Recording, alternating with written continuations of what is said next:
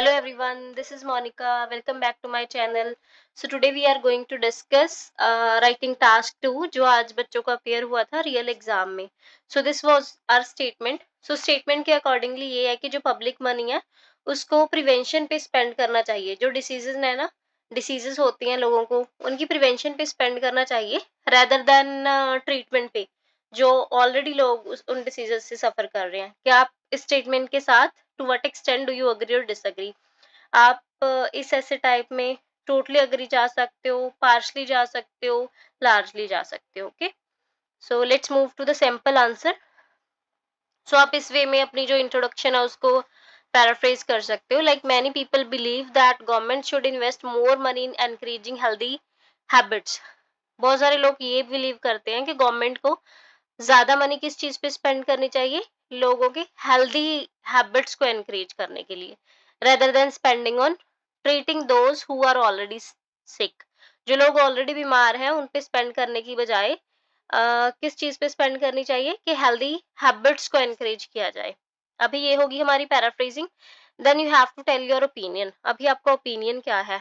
Because basically I partly agree with this view. मैं partly agree जा रही हूँ because I have points for both the views. Because prevention is essential, क्योंकि prevention जो है ना वो असेंशियल है. प्रिवेंशन मीन सावधानी बरतना पहले. Okay, but treatment is also equally important. पर जो ट्रीटमेंट है ना वो भी इक्वली इम्पोर्टेंट है. इट डजेंट मीन के ट्रीटमेंट पे पैसा नहीं स्पेंड करना चाहिए, है ना. अभी जो लोग ऑलरेडी सफर कर रहे हैं डिसीजेस से, फिर उनको तो ट्रीटमेंट की जरूरत होगी ना, and can not be ignored. So ये होगी हमारी पैराफ्रेजिंग. ये हमने अपना ओपिनियन बता दिया और साथ में ही रीजंस भी बता दिए. इन्हीं रीजन को अब हम बॉडी पैराग्राफ्स में डिस्कस करेंगे. This is the right approach actually. Let's move to BP one. So BP one में हमने पहले टॉपिक सेंटेंस दिया है, आफ्टर दैट उसको एक्सप्लेन किया है, देन एग्जांपल ऐड किया, देन उसका रिजल्ट दिया है. यही अप्रोच फॉलो करनी होती है बेसिकली आपको.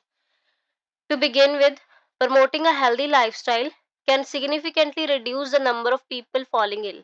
अगर हेल्दी लाइफस्टाइल को प्रमोट किया जाए तो जो लोग बीमार होते हैं उनके नंबर को कम किया जा सकता है. सो this is the main point. I also highlighted the sentence structure that I have used in this essay and vocabulary words. ठीक है. अभी when के साथ सेंटेंस बनाए, आपका सेंटेंस स्ट्रक्चर में काउंट होगा, मीन्स जीआर में अच्छे मार्क्स आएंगे. ये जो मैंने हाईलाइट किया ना, ये सारे सेंटेंस स्ट्रक्चर्स आप यूज करोगे तो.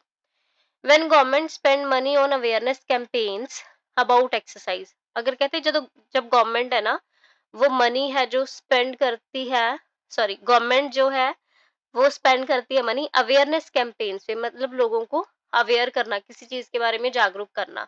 किस चीज के बारे में? एक्सरसाइज के बारे में, बैलेंस डाइट के बारे में, एंड रेगुलर चेकअप्स. अगर गवर्नमेंट अवेयरनेस कैंपेन्स ऑर्गेनाइज करेगी कि लोगों को ये चीजें करनी चाहिए, people are more likely to adopt healthy behaviours. तो लोग क्या करेंगे? हेल्दी बिहेवियर्स अडॉप्ट कर लेंगे.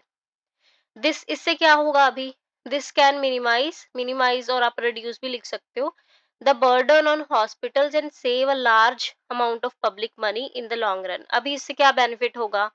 एक तो जो गवर्नमेंट से बर्डन है ना, गवर्नमेंट के शोल्डर्स पे के हॉस्पिटल पे स्पेंड करना है, लोगों को ट्रीटमेंट देना है एंड ऑल, तो ज्यादातर जो पब्लिक मनी है उसको लॉन्ग रन में सेव किया जा सकता है.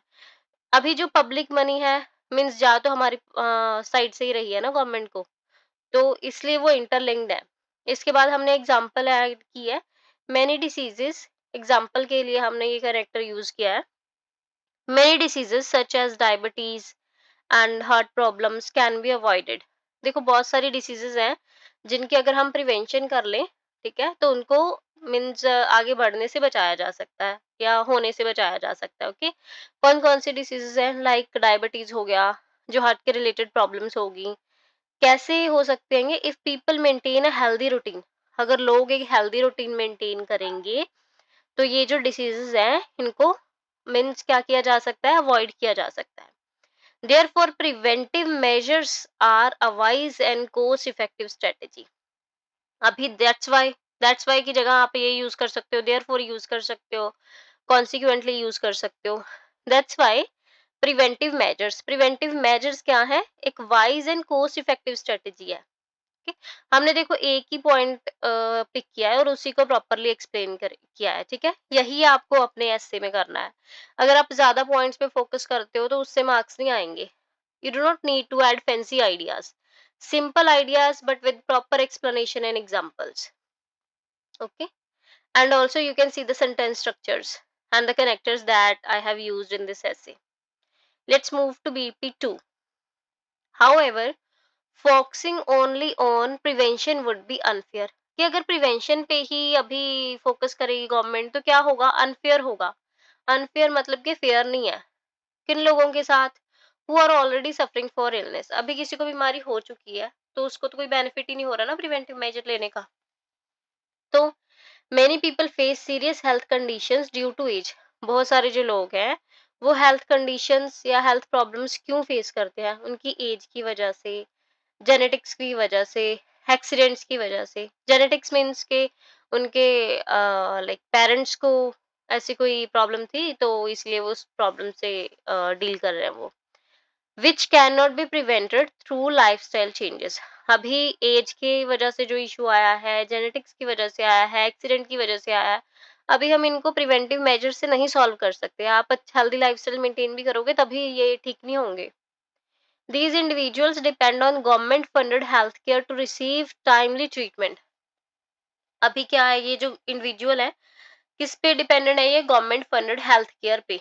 गवर्नमेंट फंडेड हेल्थ केयर जैसे ये फ्री हॉस्पिटल्स आ गए है ना, ईएसआई वगैरह, तो रिसीव टाइमली ट्रीटमेंट, या टाइमली इनको ट्रीटमेंट मिल जाए। If treatment services are underfunded, मतलब जो ट्रीटमेंट सर्विसेज हैं अगर उनके उन मतलब प्रॉपर मनी नहीं दी जा रही है ना उनको, देयर हेल्थ में गेट वर्स। अभी जो लोग बेचारे सफर कर रहे हैं इन डिसीजेस से, उनकी जो हेल्थ है वो और भी खराब हो जाएगी, leading to higher medical expenses later, जिससे उनको जो बाद में है बहुत सारे एक्सपेंसेस बेयर करने पड़ेंगे, है ना।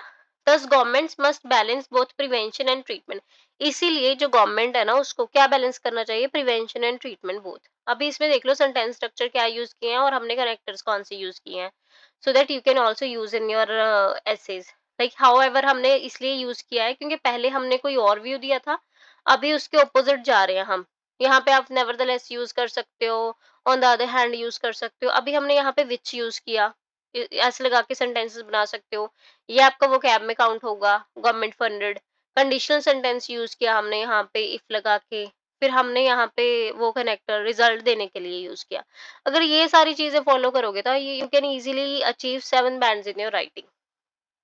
अभी देखो हमने कोई डिफिकल्ट वर्ड भी नहीं यूज किए हैं, आपको ऑलरेडी ये वर्ड्स पता होते हैं, है ना। मैं इसलिए डिस्कस कर रही हूँ इसमें क्योंकि ये चीजें तो आपको डेली बेसिस पे करनी है अपने राइटिंग टास्क में ना, so that's why I am discussing. And then conclusion है जो, उसमें कुछ नहीं करना, न्यू आइडिया नहीं देना। In conclusion, while promoting a healthy lifestyle is extremely important to reduce illnesses। अभी क्या कह रहा है कि while लगा के हमने सेंटेंस बनाया, मतलब कॉमा के पहले हम कुछ और बोल रहे हैं, कॉमा के बाद हम उसके ऑपोजिट बोलेंगे। प्रमोट करना हेल्दी लाइफस्टाइल को ही बहुत ही ज्यादा इंपॉर्टेंट है डिसीजेस को कम करने के लिए। फिर कॉमा के बाद कॉन्ट्रोडिक्शन दिया है, government should also continue providing adequate treatment for sick individuals. Government को क्या करना चाहिए, प्रॉपर ट्रीटमेंट भी प्रोवाइड करना चाहिए जो ऑलरेडी लोग सिक हैं। ओके, मतलब उनको इग्नोर नहीं करना चाहिए। सो यही डिस्कस किया था हमने ऊपर भी। A balance approach is necessary to maintain a healthy society. अभी हमने बस लास्ट में ये बता दिया है ना, जो आपने इंट्रोडक्शन में बताया था कि आई पार्टली अग्री, वो बता के यहाँ पे हम सेम ही बस उसको पैराफ्रेज कर रहे हैं। A balance approach is necessary to maintain a healthy society. So this is all about our ऐसे। बट यहाँ पे मैंने कुछ इंग्लिश फ्रेजेस भी हैं जो आप इंट्रोडक्शन में यूज कर सकते हो ऑन रेगुलर बेसिस, है ना, वो भी डिस्कस कर रही हूँ। जैसे ये इंट्रो फ्रेजेस है, it is often argued that, ठीक है, वहां पे लिखा है मैनी पीपल बिलीव, तो ऐसे आप सेंटेंस स्टार्ट कर सकते हो, it is often believe that, argued that, a common belief is that, some people claim that. अभी देख लो ये ना आर्ग्यूड, बिलीफ, क्लेम, ऐसे वर्ड्स तो आपको रेगुलर बेसिस पे यूज करने ही करने होते हैं, तो आप ये यूज कर सकते हो rather than using the same words. It is widely thought that, है ना, थॉट यूज कर सकते हो। Many individuals hold the view that, ये आप यूज कर सकते हो। There is an ongoing debate about whether, whether वाला स्ट्रक्चर यूज कर सकते हो कि। अभी ये तो था राइटिंग, इसके बाद I also share answers for listening and reading, जो आज वाली लिसनिंग एंड रीडिंग थी था, तो उसके मैं आंसर्स भी शेयर करूंगी। अभी अगर किसी बच्चे को पता है ऑलरेडी आंसर्स एक दो याद है आपको, तो आप कमेंट सेक्शन में डाल सकते हो, सो दैट के उसमें भी थोड़ी हेल्प हो जाए। ओके, अगर आपको वीडियो अच्छी लगी हो, कि आपको मेरा कंटेंट अच्छा लगा हो, then you can like share and comment and subscribe also. Okay, thank you so much.